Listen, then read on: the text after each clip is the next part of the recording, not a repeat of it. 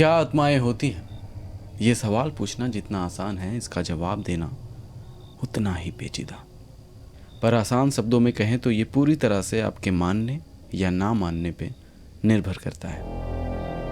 पर क्या भूत, पिशाच या आत्माओं जैसी चीज़ों पे यकीन ना रखना भी आपको किसी खतरे में डाल सकता है? आज की कहानी कुछ ऐसी ही है। कहानी में आगे बढ़ने से पहले मैं बता दूं कि ये घटना नितिन के साथ घटी है और इन्होंने ये पूरी घटना हमें हमारे इंस्टा हैंडल पे मैसेज के ज़रिए बताया है।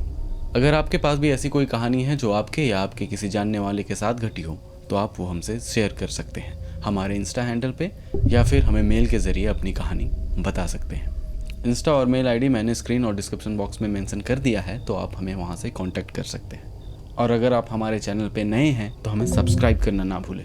खैर, बढ़ते हैं हमारी कहानी की तरफ। नितिन महाराष्ट्र के धुले शहर में रहता है। ये घटना आज से करीब 5 साल पहले की है, यानी 2018 के करीब। तब नितिन इंजीनियरिंग कर रहा था। एक दिन नितिन अपने दोस्तों के साथ घूमने के लिए बाहर निकलता है। घर लौटने में काफ़ी देर हो जाती है, तो नितिन ये डिसाइड करता है कि वो अपने दोस्त के हॉस्टल में ही नाइट स्टे करेगा। जब नितिन हॉस्टल पहुंचता है तो वो देखता है कि उसके दोस्त के कमरे में उतनी जगह नहीं है कि वो वहाँ पे सो सके। फिर नितिन को याद आता है कि जब वो अपने दोस्त के कमरे में आ रहा था तो उसी वक्त रास्ते में उसे एक कमरा दिखा था जो कि खाली पड़ा था। मतलब वहाँ कोई भी स्टूडेंट नहीं रह रहा था। नितिन अपने फ्रेंड से उस कमरे का जिक्र करता है कि वो उस कमरे में रुक जाएगा और वो वहीं सो जाएगा।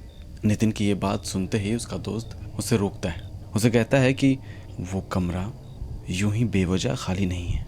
उस कमरे में किसी के ना रहने के पीछे एक बहुत बड़ी वजह है, और वो नितिन को उस कमरे के आसपास जाने से भी मना करता है। जब नितिन इसकी वजह पूछता है तो उसका फ्रेंड बताता है कि कई साल पहले उस कमरे में एक लड़का रहता था जिसने खुद की जान ले ली थी, यानी सुसाइड करा था। उसके सुसाइड करने के पीछे क्या वजह थी ये तो पता नहीं चला, पर उस हादसे के बाद से उस कमरे के आसपास कोई भी जाता है तो उसे अजीब सी चीज़ें महसूस होती है। उस कमरे में जितने भी स्टूडेंट्स रहने आए सब ने यही कंप्लेन किया कि कमरे में उनके अलावा भी कोई और है। हॉस्टल के ओनर के पास लगातार जब ऐसी कंप्लेंट्स आने लगी तो उन्होंने वो कमरा स्टूडेंट्स को अलाउड करना बंद कर दिया। नितिन का फ्रेंड बताता है कि हम लोगों के लिए उस कमरे में जाना या उस कमरे के आसपास भी जाना मौत के करीब जाने के बराबर है।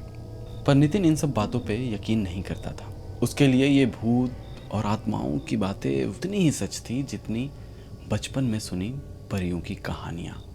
काफ़ी समझाने के बाद भी नितिन अपने दोस्त की बात नहीं मानता है और उस कमरे में रात गुजारने का फैसला कर लेता है। नितिन उस कमरे में पहुंचता है। उस कमरे का फर्श लकड़ी का बना था। कमरे में एक खिड़की थी, एक बिस्तर, एक टेबल के साथ एक चेयर रखी थी और कमरे में एक अजीब बासीपन की गंध थी। नितिन कमरे को अच्छे से देखने के बाद बिस्तर पर आराम से फैलकर लेट जाता है। पूरे दिन की थकान के बाद भी नितिन को उस कमरे में नींद नहीं आ रही थी। फर्श की आवाज़ और खिड़की के बाहर पेड़ों से होती हुई हवाओं की आवाज़ कमरे में दाखिल हो रही थी, जो कि नितिन के लिए लोरी से कम नहीं थी। नितिन बिस्तर पर लेटे हुए इन्हें सुन रहा था। थोड़ी ही देर में नितिन को नींद आने लगी। जैसे ही नितिन की आंखें बंद होती है उसकी छाती पे एक अजीब सा दबाव महसूस होता है, जैसे उसकी छाती पे कोई बैठा हो। नितिन तुरंत झटके से उठता है, पर वहाँ कोई नहीं होता। पर वो भारीपन और दबाव धीरे धीरे और बढ़ता जाता है। ऐसा लग रहा था जैसे कोई उसकी जान लेना चाहता हो। नितिन जोर से चीखना चाहता था, पर जैसे उसकी आवाज़ ही मानो चली गई हो। वो चाह कर भी चीख नहीं पा रहा था। इतने में अचानक दरवाजे पे किसी के खटखटाने की आवाज़ आती है और लगातार ये आवाज़ तेज होती जा रही थी। नितिन दरवाजे के पीछे देखने की कोशिश करता है, पर वहाँ कोई नज़र नहीं आता।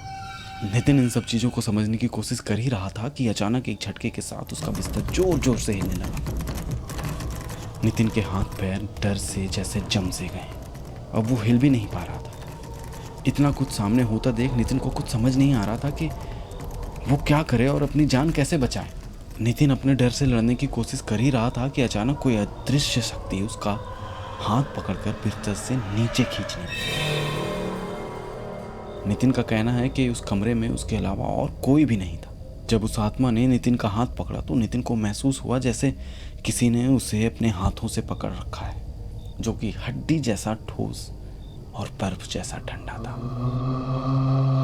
नितिन को यकीन हो गया था कि वो अब नहीं बचेगा, उसकी मौत तय है। काफ़ी देर इस डरावने माहौल में रहने के बाद अचानक नितिन को आवाज़ सुनाई देती है अपने दोस्तों की, जो कि कमरे के बाहर से नितिन को पुकार रहे थे।